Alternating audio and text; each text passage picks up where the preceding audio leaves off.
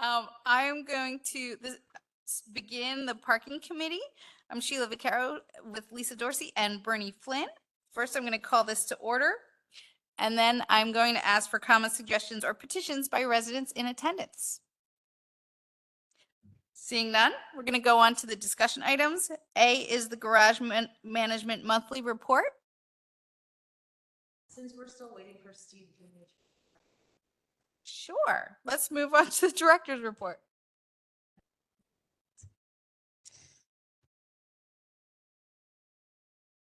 Okay. So we have hired a new officer. His name is Corday Roberts, and he will be starting the week of June 19th. Very excited. So we will have a full crew. I don't know what we'll do with ourselves. Although I'm sure then everyone will go on vacation for the summer. So I know I keep beating a dead horse with this, but I just want to bring up how terrible quarters are. And people keep jamming the meters in town. The collection itself is just a bear of a process. It takes 2 officers off the street just as a control measure. The coin collection machine itself, I think we researched, it costs about $10,000 and is currently under the weather. It's not easy to service. We had to stick with TD Bank just to count the coins because it's hard to find banks that will still accept the coins. So while it's easy to hop into town and pay with throwing a quarter into a meter, it is really, on the flip side for the internal procedures, just a pain. So I do want to look at streamlining as we move towards capital planning for next year, looking at the kiosks or finding a way to just really promote the app. Right now we have Passport and then we have Flowbird for the lots. And just really promote that and maybe consider doing some sort of opportunity where we lower the rate. So if you pay $1.50 for using coins, you pay $1 to use the app, just some sort of incentivization for people to park using the app because Yes, please. the coins are really the worst. And then, poor Barb is like shoveling quarters and, she's pretty well educated. It's just a waste of her intelligence. I know people have been complaining and saying that the meters I thought it was the 2G meters going down. We did replace a bunch more 4G meter heads and there were a ton of meters down. They just, as soon as one jams, it's dead. So we did spend last week repairing and unjamming a ton of meters in town. But there is, if anyone complains about it, there is on our website a link where you can complain, or not complain, but notify us that a meter needs repair and we will get out and get that taken care of. So they did spend a lot of time doing that last week. Lot leases. Tonight we will discuss the Chestnut Street garage lease with the county, but I just want to plant the seed. And I know I mentioned this before. I'm doing some research now because I'm trying to find the actual paperwork for different leases. Some were part of old land development agreements. Like Lot 7 was tied to the land development agreement for I think it's Stove and Tap building now on the corner of Market Street, Gay Street. Okay, and Darlington? Darlington. Yes, okay. So those 2 were tied together. And then I know Lot 10, I believe, also has a lease that may have been related to the development on Jack's Corner.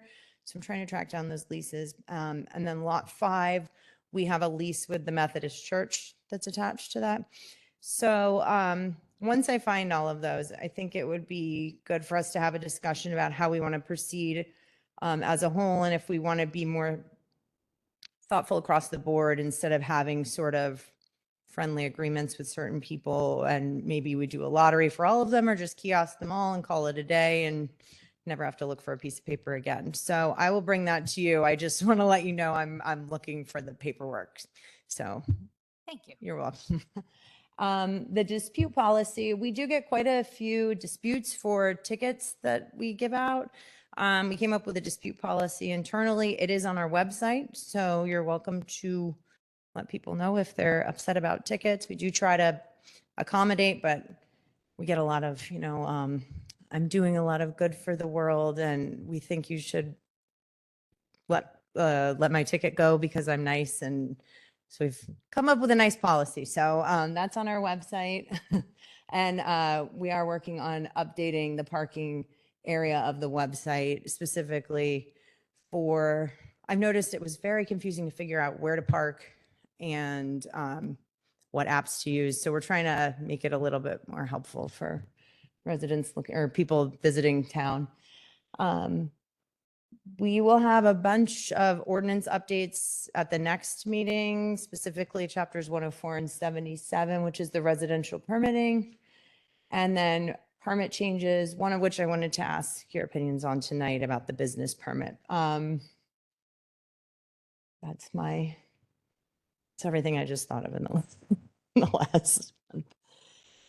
Revenue for the department, ticket revenue, we have 111, 150 for the month, so we're up a bit from last month. Meter revenue, we're at 157, 940, so we're down a bit, probably from the closing of Gay Street and then from jamming a few of them. So the total is 270, 194. Not included here, but also a helpful revenue stream has been the posting charges. I feel like we have just been, the girls in the office have been nonstop posting for the paving and construction companies in the borough. So while you cannot get around anywhere or park anywhere in town, they're at least paying us for it now, which is a little bit of a silver lining for it. So that's the director's report. Okay, Then- thank you. Yeah. Then we're going to move on to the notification process for ordinance 2022-11 Adams Street, standing item. That's, I don't believe, we're still just leaving that, that's the Adams Street for the Wyeth property. Is that final land development plan? Has that been received or no? Okay. So we're I just, did see people doing something there. okay. They were walking, but it was not as exciting as High Street, but there was something. Okay. Okay.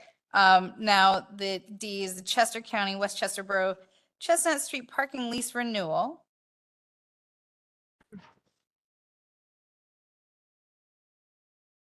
So the county, and forgive me because I knew that we have the lease with them at lot 6 or the Spaz lot. I didn't realize they also lease 60 spaces at the Chestnut Street garage. So they're currently paying $90 a month for 60 spaces.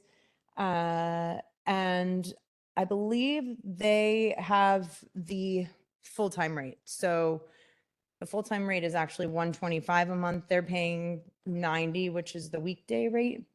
But they have full-time access. So I didn't know if you wanted to continue with 90 a month or if you wanted to bring it to 125. I'm sorry. So there's Monday through Friday parking, like a weekday parking pass, which is $90 a month, which is what they're being charged for. Okay. But they have full-time access, which is I think Monday through Saturday, like full-time. But they pay $90. Normally they would be charged 125. And are they using it? Yeah, Is there a reason we're giving them a discount? I don't know. I don't know. I know they pay 90 at Chestnut or at lot 6 as well, but that one is not up until October. So we'll have this discussion again. Okay. I'm okay with increasing it. Is there some reason that we would not?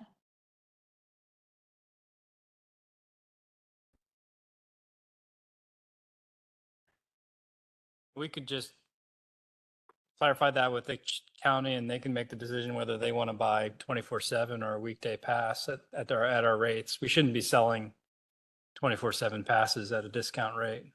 I guess that's our point. We want to make to the committee. Okay. Okay.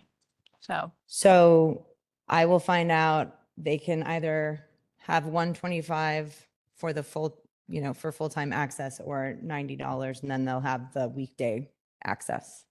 Okay, Thank you. thank you. Then discussion regarding business parking permit. So this is one of those fun untangling things. Dana did some digging, and in the ordinance, there are 4 types of permits for parking within the borough. There's residential parking permits, whether you're a homeowner or a lease tenant. There's guest passes, and then there's a special business permit and a non-residential. So a special business permit is for somebody that would be doing business in a residential permit area. It looked to me like it would have been for somebody like a home health care worker or a nanny, something of that, and it would be for a specific permit area. And then a non-residential would be like there's a dentist office in a residential permit area, so you would get a non-residential permit so that you could park at your dentist office. But over the years, we've been selling business permits, and it looks as though it was sort of agreed upon in minutes during meetings that you can pay $50 and show a business card, like you're a real estate agent, or you own several properties in the borough, but you don't live at them, and you can get a business permit and park anywhere in the borough at any time. So we're going to modify the ordinance anyway. But, I'm looking at the numbers, and I understand right now we have around 4,100 residential permits on the street, not including these business permits. And we only have like 2,000 parking spaces. So it seems like there might be a better way to tighten this up. And I just wanted to hear your thoughts. I don't want to stop. I don't think all of these people are abusing them and parking in here all the time. But to me, if you're a property owner that doesn't live in the borough, we could give you a guest pass for that specific property that you can hang when you're in the area, but you should not have a parking permit to park within the borough. A business permit, to me, it should be more expensive than $50.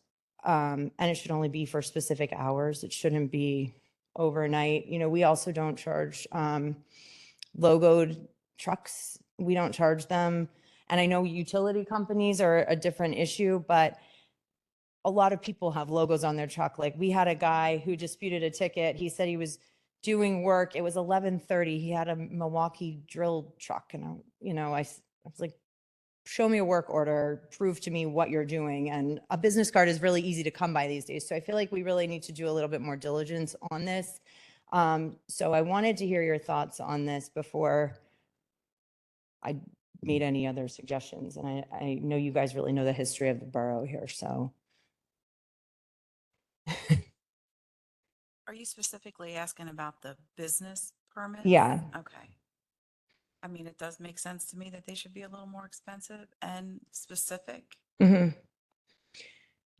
The only problem with there's a caveat for the business problem Mhm. is that emergency work at nighttime Mhm. happens. Right.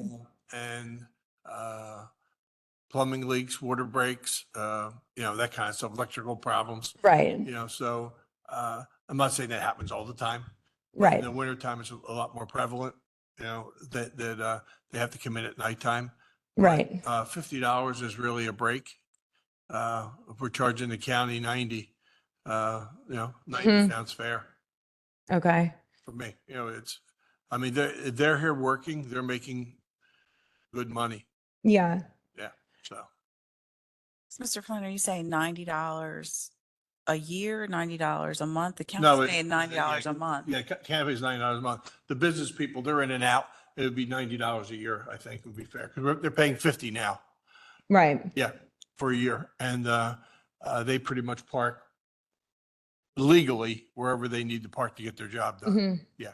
Right. And like an emergency situation where there's active work going on, that's a different story, and we can always help accommodate. But if you're a a drill salesman, I don't imagine you're doing emergency drill sales at 11:30 at night. So I would suggest that the business permit be valid from like 6 a.m. until 7 p.m. or something, you know? But do real estate agents, does that fall under a business permit category? To me, I would say use the guest. I'm surprised they don't use the guest pass, but I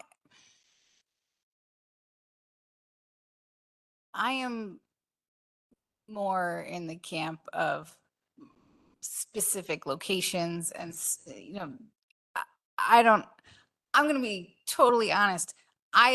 In my parking area, Mhm. I park all over and completely abuse that area. Like I take full advantage of it. Yeah. Because I paid my $7 or whatever. Yeah. Like I do that. If I had the ability to park everywhere. everywhere all the time, I would probably take advantage of that too. And, and it doesn't make you a terrible person. It's Right. an advantage seeking person. I don't know. Yeah. I think it makes more sense to have, from a property that I own, I should be able to park in front of it. I'm okay with that. Mm. That's a good thing. You should be able to park there, but you shouldn't be able to go out and spend the night at a hotel and no. Park anywhere. I don't suspect that it's happening that frequently, but I don't see it as a huge hardship to put a restriction on that. Okay. Why don't I give you some more parameters? And would you be comfortable with $100? Just what's a nicer number? Versus 90. Yeah. Yeah. Okay. Go. Okay. I'll bring, I mean, I will say I did a little bit of digging and, a lot of places are like 130, 150, $30 a day. So 100 seems like a fair cost. And then I would just like them to prove that they're a business and they're not just getting me a business card from Vistaprint. But to Mr. Flynn's point, it's $125 for the county, right, to Mhm. park 7 or 6 days a week. Mhm. Why wouldn't the business permit be the same? To Like be, I get the 90, right? That's Monday through Friday. But if you're, and then we're talking like we're using real estate agents Mhm. as an example. Mhm. So they would be showing a property, open house on a Saturday or a Sunday, Mhm. right? So they Mhm. would need the 7 days or 6 days, whatever we're calling it. Why wouldn't that be the same? It's a rhetorical question, something Right. to think about. I mean, it's always roughly slightly over $10 a month. Yeah. So, and our houses sell pretty fast if we're talking about real estate agents. Yeah. And they're doing pretty good business that way. Yeah. And plumbers are $175 an hour. I just had a hot water heater replaced. So it cost me $3,000 for a hot water heater. So they're doing very well. So Okay. $10 a month parking anywhere in the borough is pretty reasonable. Yeah, okay. This doesn't include meters. I want to be clear. This is not for meters. Because that'll be another conversation. Okay. The mayor I has a will- question in the back. Yes.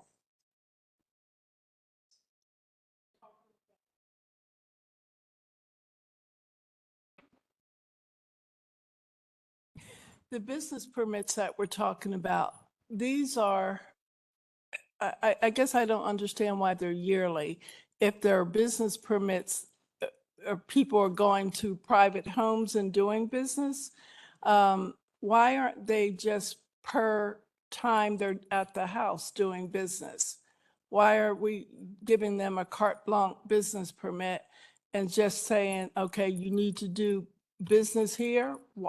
And pay it separately and individually. I don't mind that idea either. I was just trying to ease into, right now, I think that makes sense to me.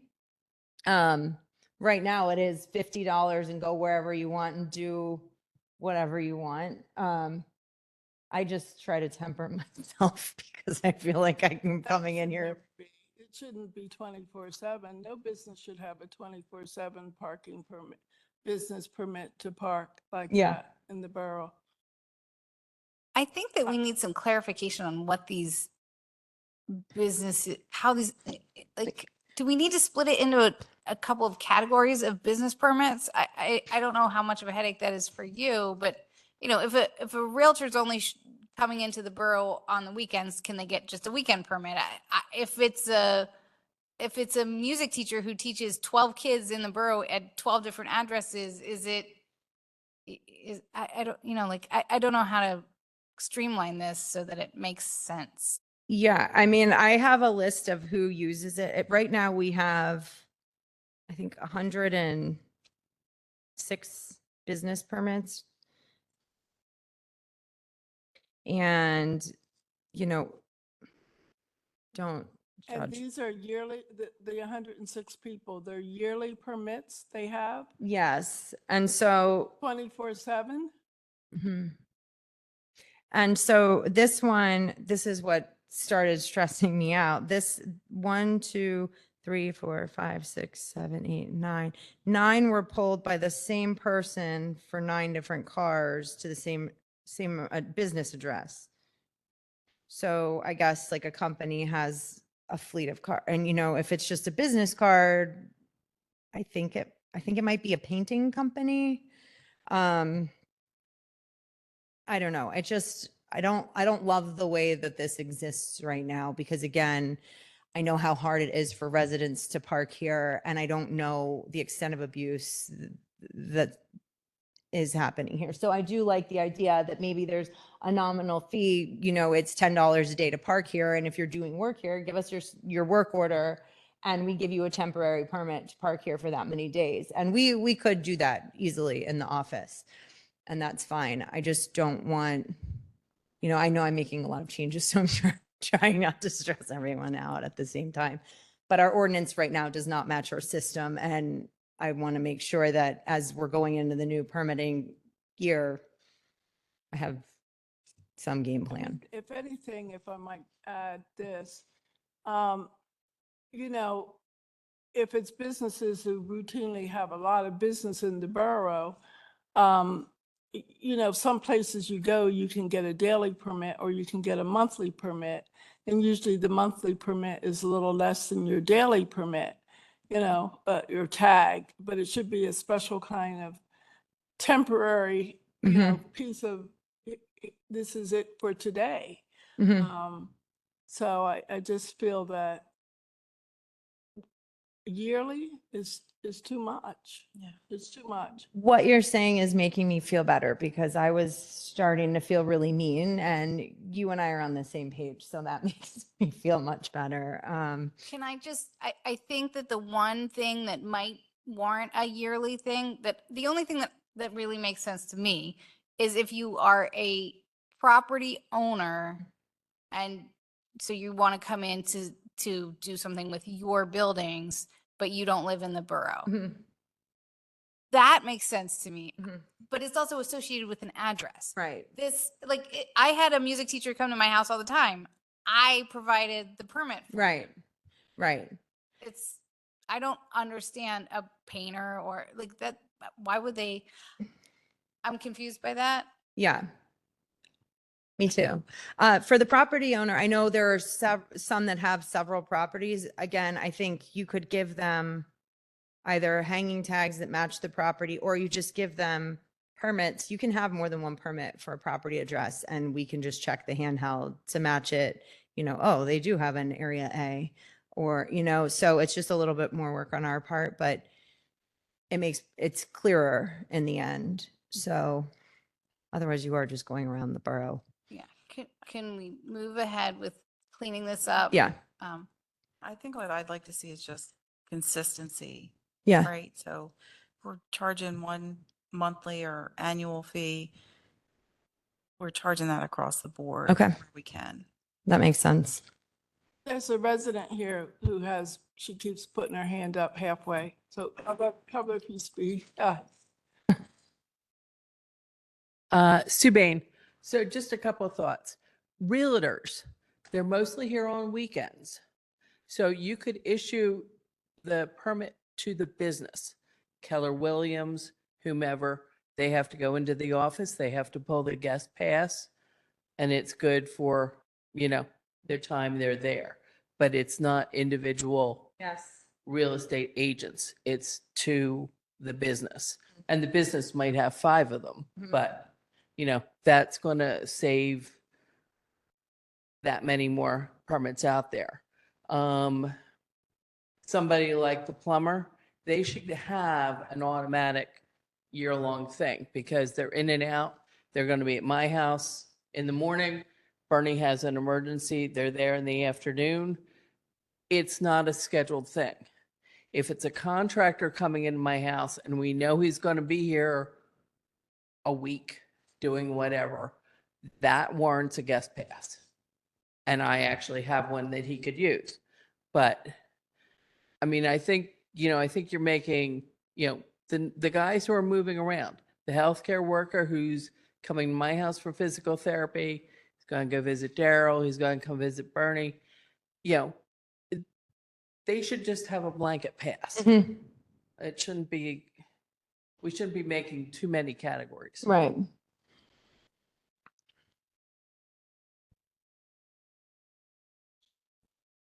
Okay. This is all good feedback. Thank you. Okay. I'm good. Yeah. Right. Coordinate Chapter 77 ordinance revision to exclude all future multi-unit LD from residential parking program. So we had discussed and we did move forward with the exclusion of 410? 410 South High Street. I keep saying 401, the Burger King property from the residential permitting program. And the consideration was discussed that we find a way to put it in our chapter 77 ordinance that any other future large land developments be excluded so that we don't have to do this every single time because as we just discussed, there's not enough parking for what already exists. So I wanted to, if you are all comfortable with that, we can take it to the full council and then I can work on the ordinance with Kevin Gore and Kristen Camp to figure out a way to put that into the ordinance. I'm aligned. We're all good. Good. Okay. All right. Discussion regarding Chapter 77 ordinance revision to include Walden Drive to residential permit program area per petition from. So we received a petition from 10 residents. I believe there's only 14 on that road. Requesting that they be included in the residential permitting program. I think they're receiving some overflow parking from the Hoops Park baseball parkers. So I believe this is the first step, and then we would modify Chapter 77 to include this area. And this is my first petition for inclusion in the parking program, but I don't have any objections. I guess you would do the vote and then it would go to council. Give no objection. Okay, good, good. Gabrielle. To work session.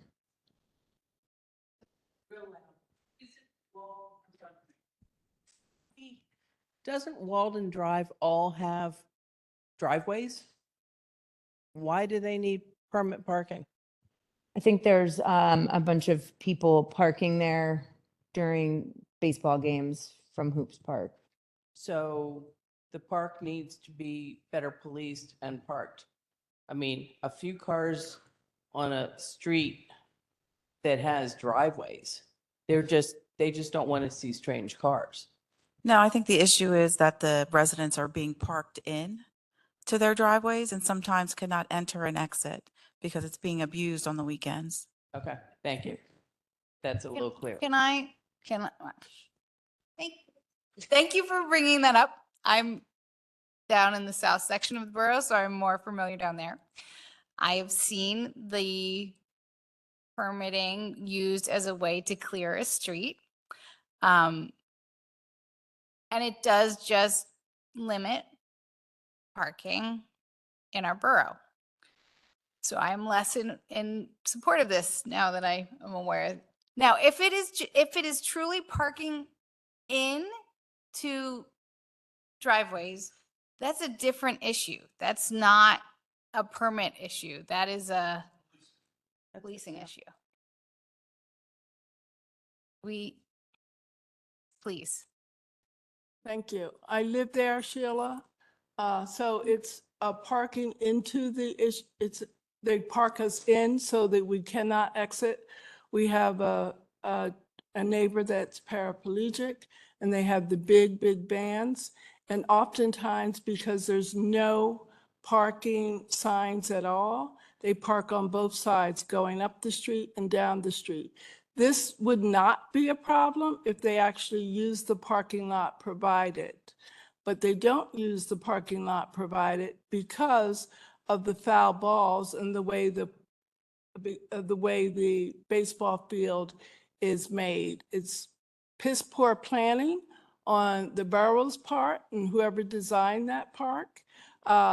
The neighbors should not have to suffer because of it.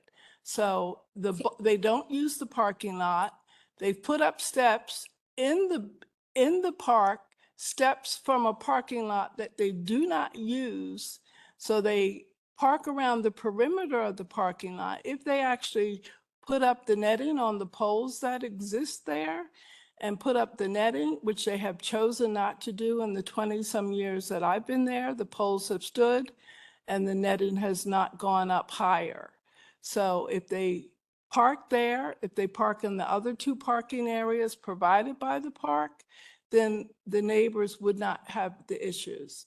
So it's can I just, not a matter of just keeping them out. It's a matter of the safety for the neighborhood. can I ask why we aren't just saying no parking at all along the driveway side? I know I've driven this street, but I don't know it as well as you do. So Can tell you that the 3 years that I have been on council, that this has been a consistent issue that's raised every baseball season. And we have not been able to adequately police it or manage it. It may not be, permitted parking may not be the answer, but we do need to resolve this issue. It's been an ongoing issue for the entire 3 years that I've been here. and I've heard it brought up more than once, and I haven't been here that long. But is And so- permit So parking? once the park actually, and the softball field, who's put up steps in the park, they're not ADA compliant, by the way, but I'm told they didn't need to be. So they put up these steps in the park, but they have not put up nets in the park. So once they're held accountable and, they don't have the neighborhood to park in and abuse because they abuse it, really, then they may put up nets, they may park in.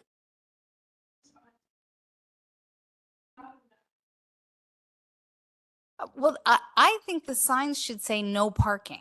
It's not that I'm saying no parking along the driveway side at all, just no parking. If there's any car there at all. there- And that's fine too. I was told that this was the best way to counteract it, so that you're not eliminating neighbors and people coming in the neighborhood. And to your point, plumbers and other people who are coming to fix things, sometimes, and landscape people. You're not eliminating them from coming in the neighborhood or parking along it. You're eliminating, what we intend to do is eliminate the repeat offenders, those who arrogantly come up on your property and get their balls without asking, and those who park as close to your driveway as they damn feel like doing, and really don't care. We'll look at you.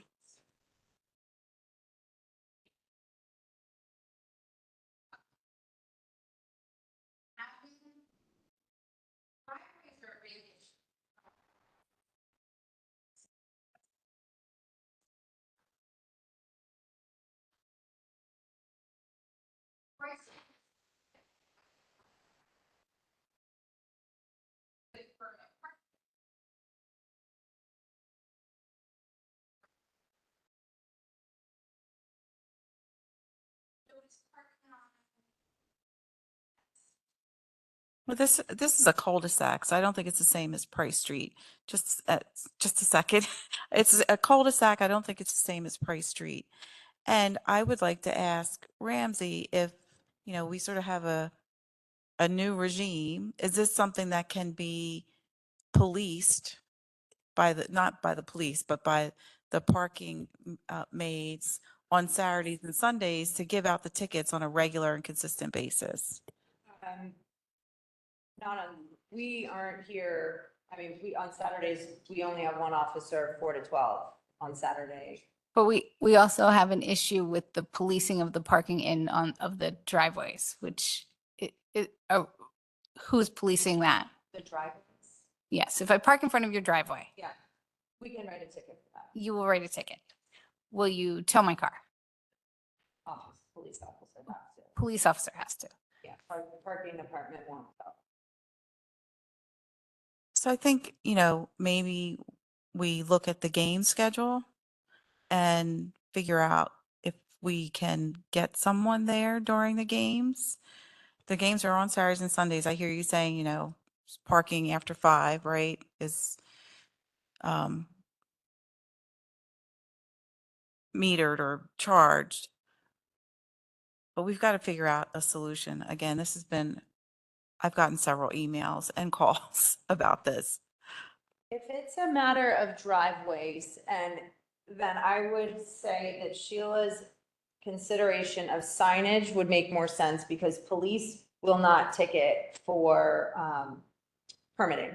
That's strictly a parking department, but they will ticket for signage. They'll do 2 to 5s, they'll do 8s to 11s. So we could coordinate enforcement of that. So if you could do one side of the street, and maybe you could do it similar to the high school where you do it seasonally. We have a seasonal permit area over there. Maybe you do it seasonally for the baseball season to start, but no parking on this side of the street so that. Driveways are on both sides of the street. Okay. Okay, so you could, no parking.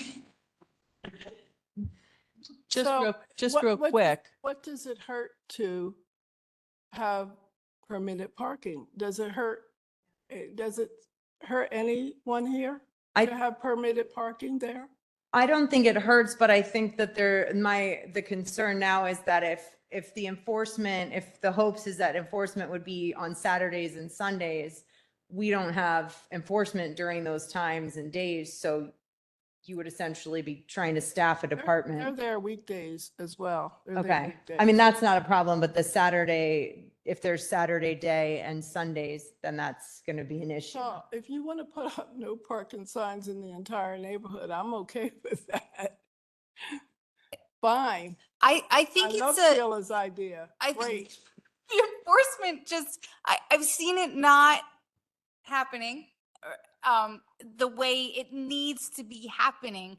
And then I've seen the permit parking become a bizarre issue in a way that permit parking is about a place where there isn't enough parking spaces. And I think it should be used in that way, not as a way to control some sort of, we're trying to control baseball traffic with permit parking. And I think that it's just Well, sort of we're trying to. I totally understand why you're So doing that. we're trying to be proactive since the baseball team is not proactive. Right. Putting up the type of nets it should be. Right. So we're trying to eliminate the impact or reduce the impact. Right at the crux of the problem, if the borough held the softball team accountable to doing what they should do at this park that they've had long-term usage out of, they have not done so in the last 27 years that I've been there and that the development's been around. So either the borough holds the softball company or team or whatever they are accountable to do the right thing so that they can use the parking lot that the borough placed there, or they decide to redesign the baseball field so it's less impact, or the simplest and quickest and easiest way is, if you choose, is not to put up no parking signs in the neighborhood.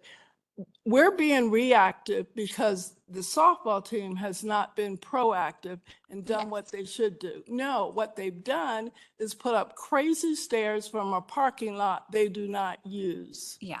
I want something to happen, but I also want these cars ticketed and I want them removed from the driveways.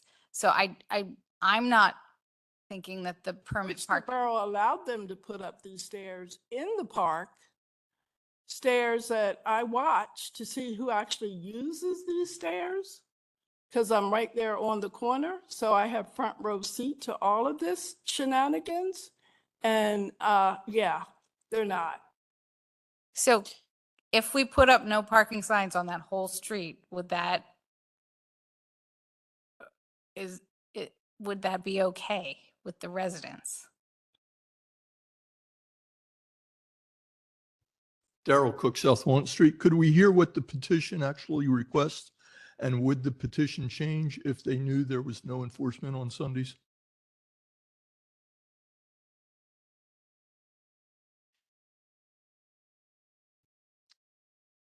It just says neighbors in favor of neighborhood parking, Walden Drive, Westchester, Pennsylvania.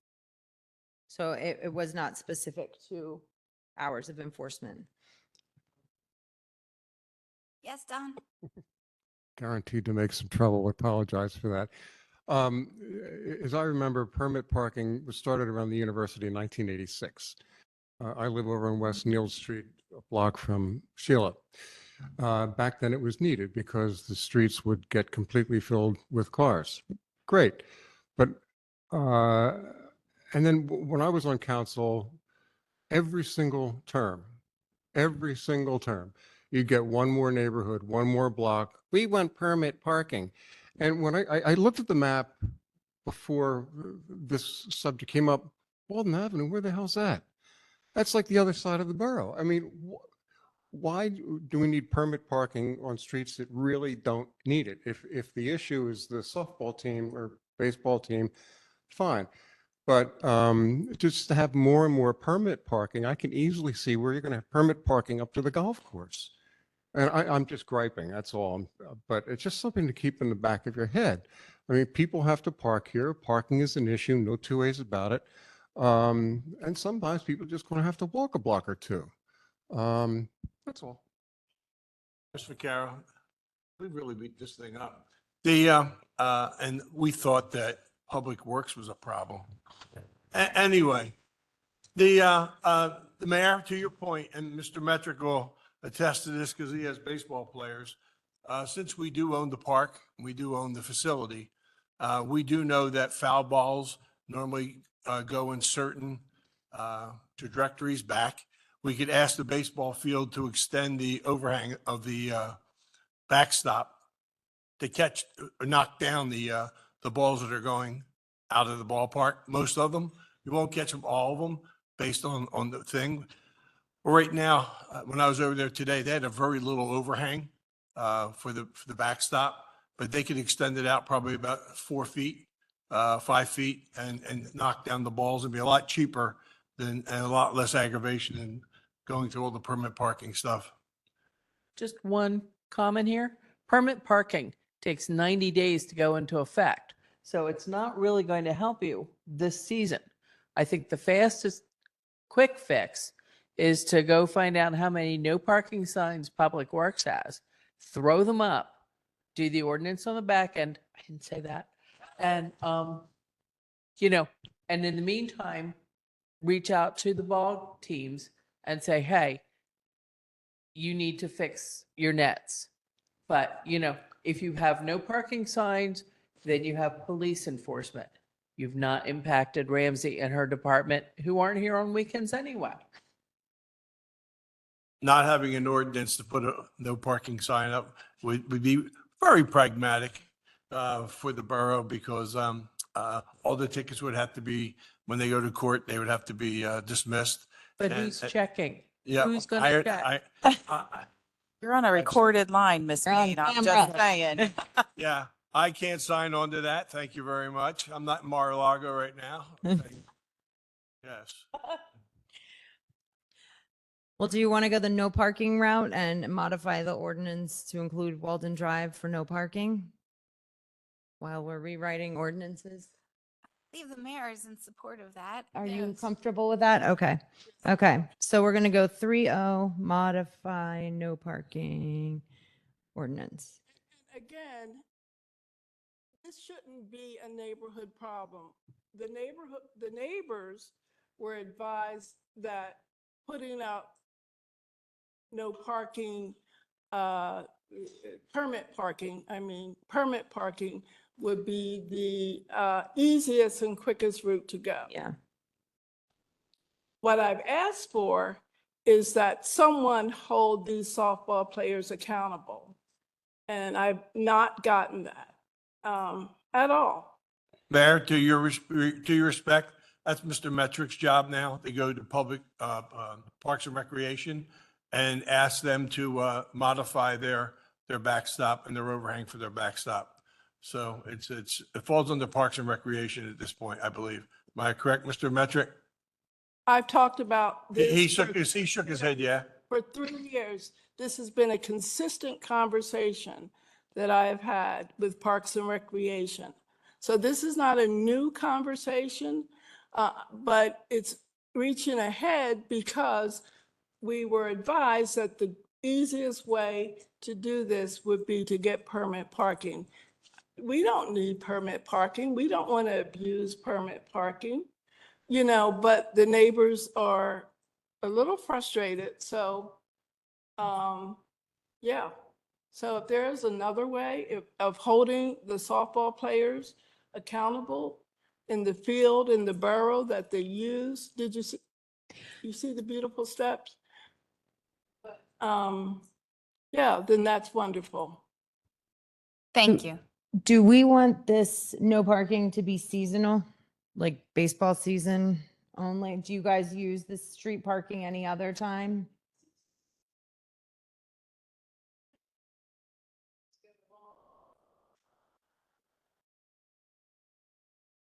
Okay. Are people parking on the street or no? Like, Okay.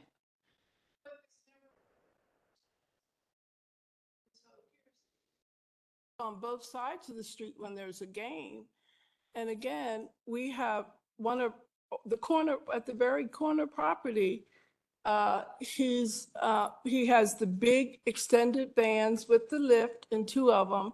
And, he has medical emergencies and an ambulance could not get up, nor could he get out in his big vans if he were out and needed to get out or in. So let's do seasonal, no parking, get the police to enforce it on the weekends and see how it goes. On it.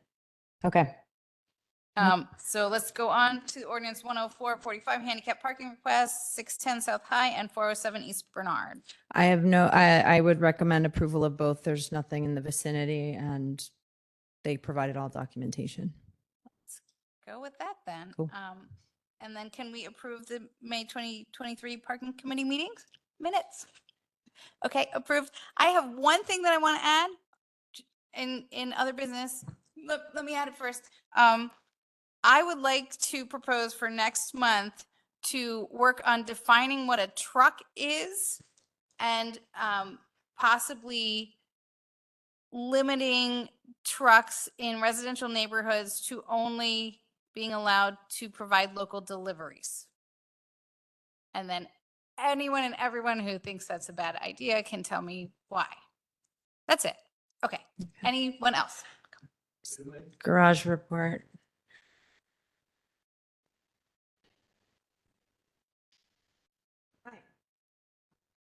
Hello, how are you? Sorry.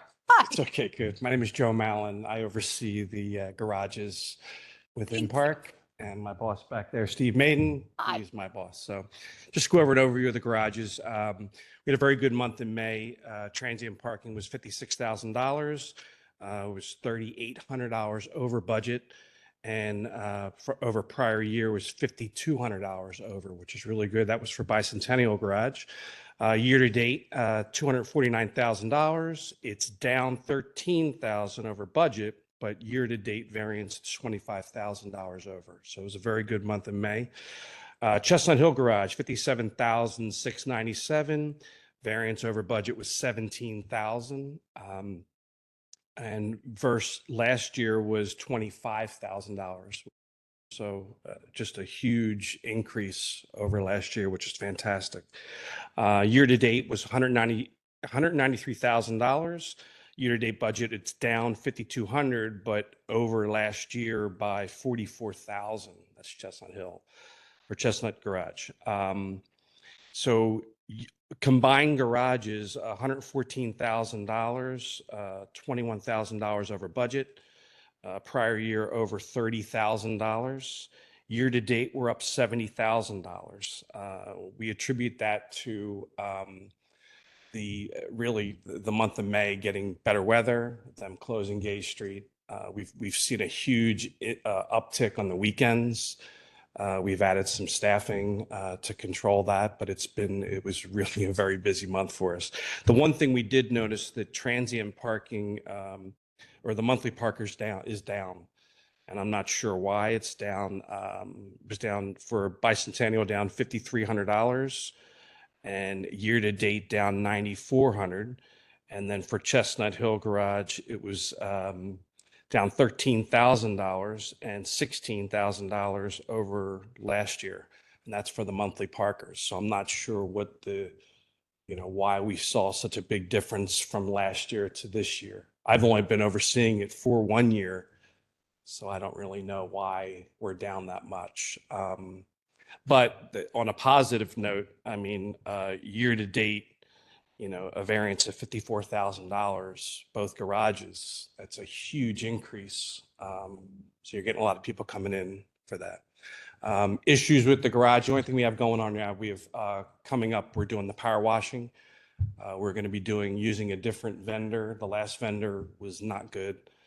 And they're actually going to use scrubbers to scrub the garage as well as power wash it. So they should really look good. So we're excited for that. I'll have 3 quotes to Ramsey probably in the next 2 weeks. And then I think we did that last year in July. So that's coming up. So that's kind of where we are with parking and the garages. Any questions on what we're doing? No. One thing we also did too, we helped Dean and we added some supervisors, and we have an assistant manager in training. And we've noticed that has, we've seen less damage to the garage, the gates, the equipment, because we have people there to be able to respond. So that's a positive too. That's So. a very good thing. Yeah. Let's Yeah. keep that going. And Dina loves it too. So, all right, great. Thank Anything you. else? Awesome. No. Thank you. Appreciate it. Okay. I'm going to adjourn that meeting. Thank you.